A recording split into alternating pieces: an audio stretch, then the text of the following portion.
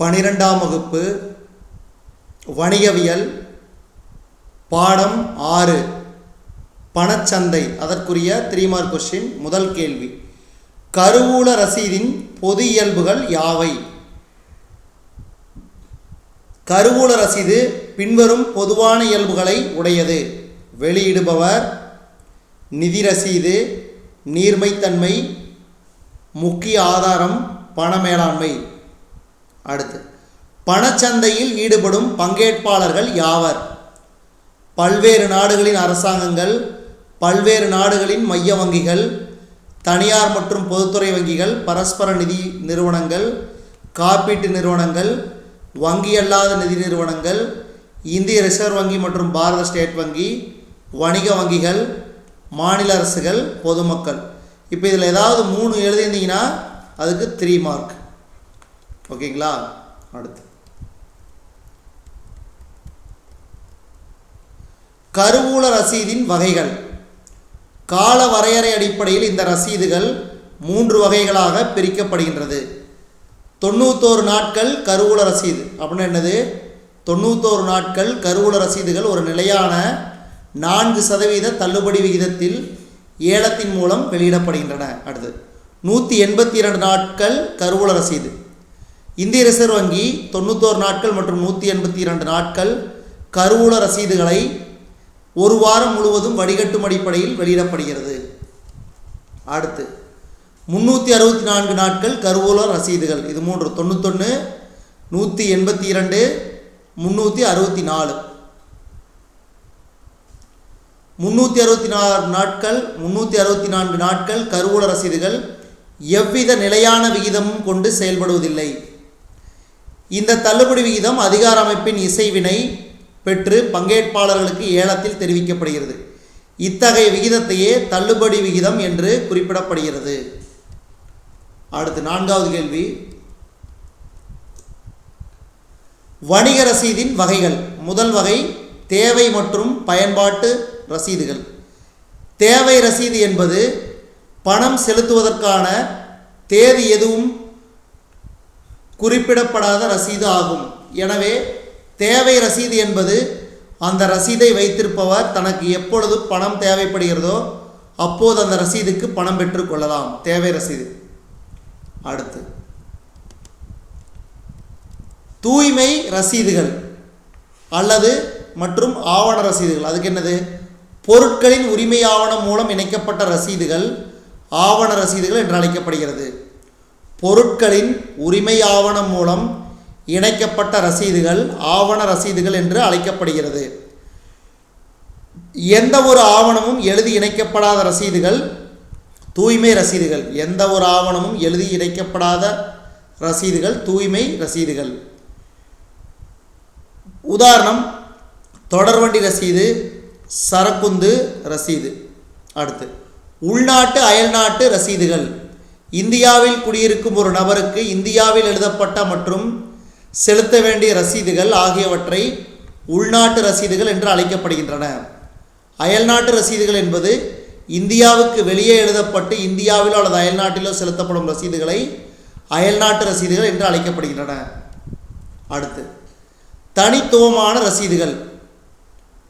இது வரைதல் மற்றும் ஏற்றுக்கொள்ளல் உள்ளூர் வழக்கப்படி அல்லது வர்த்தக பயன்பாட்டின் மூலம் நிர்வகிக்கப்படுவதை தனித்துவமான ரசீது என்று அழைக்கப்படுகிறது. அடுத்த பாடம் 7வது பாடம், பங்கு மாற்றகம். இதில் முதல் கேள்வி, பங்குச்சந்தையின் குறைபாடுகள். பங்கு பரிவர்த்தனையின் சீரான மற்றும் கட்டுப்பாடு இல்லாதது, பங்குச்சந்தைகளின் உறுப்பினர் மீது கட்டுப்பாடு இல்லாதது, ஆரோக்கியமற்ற ஊகத்தை கட்டுப்படுத்துவதில் தோல்வி, ஒரு இடத்தில் ஒன்றுக்கு மேற்பட்ட கட்டணம் வசூலிக்க அனுமதிக்கிறது, பங்கு மாற்றகங்களில் பங்குகளை பட்டியலிட சரியான ஒழுங்குமுறைகள் இல்லை. அடுத்த இந்த கேள்வி கண்டிப்பாக கேட்பாங்க, உறுதியா. வெரி வெரி இம்பார்ட்டன்ட், ஞாபகம் வச்சுங்க. சில பேர் முக்கியமான கேள்வி கேட்டிருந்தீங்க. நான் இந்த மாதிரி ஒவ்வொரு கேள்வி உங்களுக்கு எக்ஸ்பிளைன் பண்ணும்போதே உங்களுக்கு இம்பார்ட்டன்ட் கொஸ்டின் இதுன்னு சொல்லிடுறேன். காளை மற்றும் கரடி விளக்குக. முதல்ல காளைன்னா என்ன?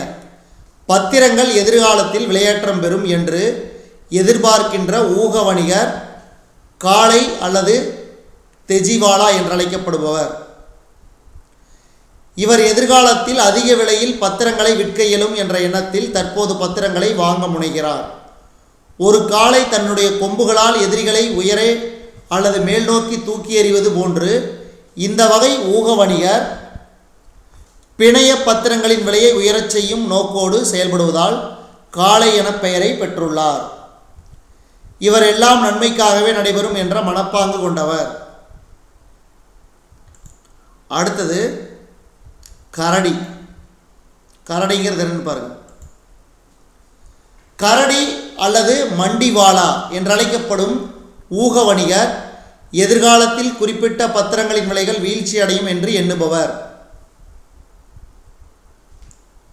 அப்பங்குகளை தற்போது விற்று பின்னர் அவைகளை குறைந்த விலையில் வாங்கும் எண்ணத்தில் செயல்படுவார்.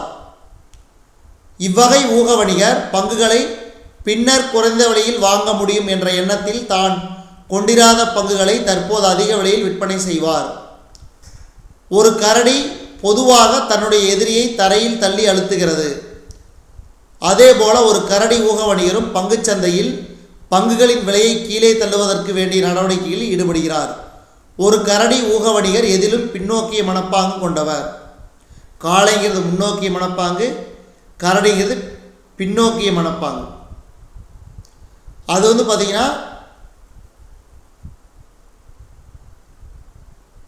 குறைந்த விலையில் வாங்கிக்கலாம் அப்படின்னு சொல்லி அதிக விலைக்கு வித்துருவார். அடுத்து மான் முடவாத்து விளக்குக. மான்கிறது பாருங்க, கலைமான் ஊக வணிகர் முன்னெச்சரிக்கை உடையவர். இவர் ஒரு நிறுவனத்தின் பங்குகள் முனைமத்தில் விற்கப்படும் என்று அறிந்தவுடன் புதிய விடுப்புகளில் பங்கு கோரி விண்ணப்பம் செய்வார். தனக்கு பங்குகள் ஒதுக்கப்பட்டால் அவற்றை முனைமம் பெற்றுக்கொண்டு விற்று விடுவார். எந்த நிறுவனங்களின் பங்கு வெளியீடு பொதுமக்களால் விரும்பப்படுகிறது, முனைமத்துடன் விற்கப்படக்கூடிய வாய்ப்பு உள்ளது என்பதை அறிந்து அந்நிறுவனங்களை தேர்வு செய்வார். ஒதுக்கீட்டு பணம் கட்ட அழைப்பு வரும் முன்னரே பங்குகளை இவ்வகை ஊக வணிகர் விற்று விடுவார். இதுக்கு பேர் முனைம வேட்டையாளர் என்று அழைக்கப்படுகிறார்.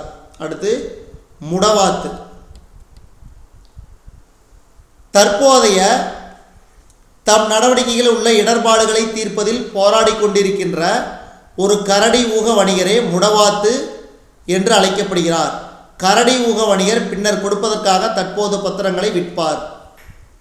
ஆனால் குறிப்பிட்ட நாளில் பங்குகளை வைத்துள்ள எவரும் அதை விற்க விரும்பாததால் எந்த விலையிலும் வாங்குவதற்கு எந்த ஒரு பங்கும் கிடைக்காமல் மூளையில் முடக்கப்பட்ட நிலையில் இருப்பார். மேலும் பங்குகளை இவரிடமிருந்து வாங்குவதற்கு ஒப்பந்தம் செய்தவரும் ஒப்பந்தத்தின் தீர்வை தள்ளி வைக்க விரும்பாததால் இவ்வகை ஊக வணிகர் போராட வேண்டியதாகிறது.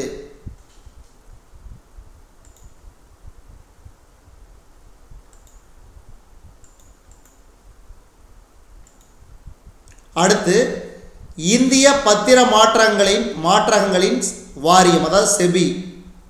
அதற்குரிய 3 மார்க் கேள்வி. முதல் கேள்வி, புறத்தோற்றமற்ற பத்திரங்கள் என்றால் என்ன? புறத்தோற்றமற்ற பத்திரங்கள் உருவாக்கம் என்பது நிறுவன பதிவாளரால் காகித வடிவிலான பங்கு சான்றிதழை அளித்து புறத்தோற்றமில்லாத வகையில் பத்திரங்களாக மாற்றல் என்பதாகும். வச்சுக்கோங்க, புறத்தோற்றமற்ற பத்திரங்கள் உருவாக்கம் என்பது நிறுவன பதிவாளரால் காகித வடிவிலான பங்கு சான்றிதழை அளித்து புறத்தோற்றமில்லாத வகையில் பத்திரங்களாக மாற்றல் என்பதாகும். பின்னர் அதற்கு சமமான எண்ணிக்கையிலான பத்திரங்கள் வைப்புதாரரால் முதலீட்டுதாரர்களின் கணக்கில் வரவு வைக்கப்படும். முதலீட்டாளர்களின் வேண்டுகோளின் பேரில் புறத்தோற்றமற்ற பத்திரங்களாக உருமாற்றம் செய்யப்படுகிறது. முதலீட்டாளர்கள் முதலில் வைப்பக பங்கேற்பாளர்களுடன் கணக்கை தொடங்க வேண்டும். 1996ஆம் ஆண்டில் டிசம்பர் மாதம் தேசிய பங்குச்சந்தை முதலாக புறத்தோற்றமற்ற பத்திரங்கள் வர்த்தகத்தை தொடங்கியது. இது ரொம்ப ரொம்ப முக்கியம், ஞாபகம் வச்சுங்க. அடுத்து இதில் 2வது கேள்வி, புறத்தோற்றமற்ற பத்திர கணக்கிற்கு தேவைப்படும் ஆவணங்கள்.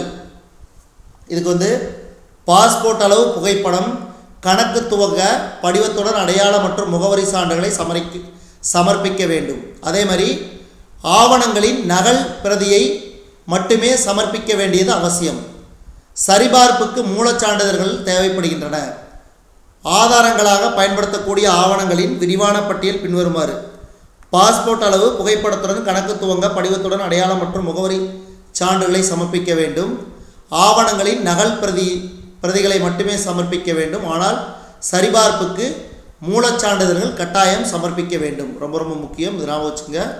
புறத்தோற்றமற்ற பத்திர கணக்கிற்கு தேவைப்படும் ஆவணங்கள். அடுத்து செஃபி அமைப்பின் கட்டமைப்புகள் பாருங்க. இயக்குனர், முதல் இயக்குனர்கள் இருப்பாங்க.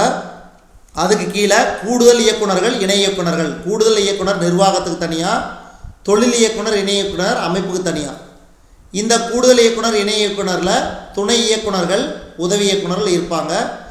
நிர்வாகத்தில் கூடுதல் இயக்குனருக்கு கீழே துணை இயக்குனர், உதவி இயக்குனர், பிரிவு அலுவலர்கள். அதே மாதிரி அமைப்பில் துணை இயக்குனர்கள், உதவி இயக்குனர்கள், தொழில்நுட்ப உதவியாளர்கள் இருப்பாங்க. இதுதான் செஃபி அமைப்பின் கட்டமைப்பு. இந்த ஃப்ளோ சார்ட்டை போட்டாவே உங்களுக்கு 3 மார்க் கன்ஃபார்ம்.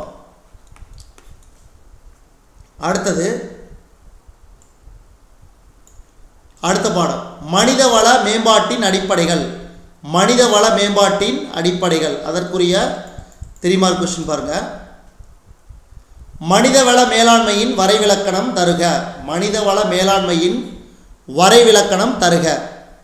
அதாவது டேல் யோடர் என்பவர் மனிதவள மேலாண்மை என்பது வேலைவாய்ப்பில் மனிதவளத்தின் பயன்பாடு மற்றும் அதன் வளர்ச்சி திட்டமிடுதலில் திறன்மிக்க படிநிலைகள் மற்றும் பயன்பாட்டினை இயக்குதல் ஆகும். அடுத்து மனித வளங்களின் இயல்புகள். ஒன்று உற்பத்தி செய்யும் ஒரே காரணியாக மனித வளம் பிற அனைத்து வளங்களையும் உருவாக்குகிறது. பணியமர்த்தப்பட்ட பணியாளர்களை கொண்டதே தவிர மனித வளம் என்பது பணியாளர் அல்ல. மனித வளமானது கண்டுபிடிப்பு மற்றும் படைப்பாற்றல் ஆகியவற்றை வெளிப்படுத்துகிறது. மனித வளங்கள் உணர்ச்சி பூர்வமானவை. இதில் ஏதாவது 3 கொடுத்தீங்கன்னா போதும். அடுத்து மனித வளத்தின் முக்கியத்துவம் என்ன? மனித வளத்தின் மூலமாக மட்டுமே மற்ற அனைத்து வளங்களும் திறம்பட பயன்படுத்தப்படுகின்றன. ஒரு நிறுவனத்தின் நிலையான வளர்ச்சி முக்கிய வளமான மனித வளத்தை சார்ந்துள்ளது. தொழில்துறை உறவுகள் மனித வளத்தை சார்ந்துள்ளது. மனித வளங்கள் மூலமாக மட்டுமே மனித உறவுகள் சாத்தியமாகிறது. மனித வளமானது பிற அனைத்து உற்பத்தி காரணிகளையும் நிர்வகிக்கிறது. அடுத்த பாடம் சாப்டர் 10 ஆட்சேர்ப்பு முறைகள். ஆட்சேர்ப்பு முறைகள்.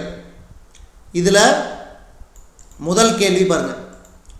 ஆட்சேர்ப்பு முறையில் கோரப்படாத விண்ணப்பங்கள் என்றால் என்ன? அதாவது நிறுவனங்கள் காலி பணியிடங்கள் குறித்து எவ்வித அறிவிப்பும் செய்யாத நிலையில் வேலை தேடுவோர் தன்னிச்சையாக வேலை வேண்டி விண்ணப்பித்த விண்ணப்பங்களை தேவைப்படும் நேரத்தில் நிறுவனம் பயன்படுத்தி கொள்ளலாம். இவர்கள் வேறு நிறுவனங்களில் பணிபுரியலாம் அல்லது தேடுவோராக இருக்கலாம்.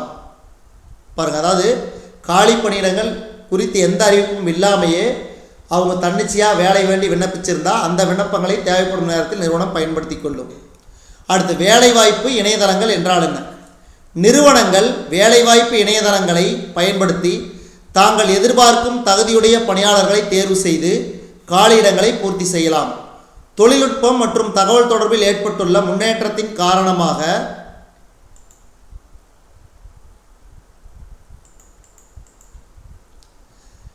நிறுவனங்கள் தாங்கள் எதிர்பார்க்கும் தகுதியுடைய பணியாளர்களை உலகளவில் இணையத்தின் வாயிலாக பெற முடிகிறது. ஆட்சேர்ப்பு செயல்பாட்டில் உள்ள புறத்திரைநீட்டல் படிநிலைகளை கூறுக. 1. தேவைகளை புரிந்து கொள்ளுதல், விளம்பரம் மற்றும் மூலம், திரையிடல், கூர்ந்தாய்வு, சரிபார்த்தல், சுயவிவர சமர்ப்பிப்பு, நேர்முகம் செயல்முறை மற்றும் கருத்தளிப்பு, தேர்வு மற்றும் பின்தொடர்தல்.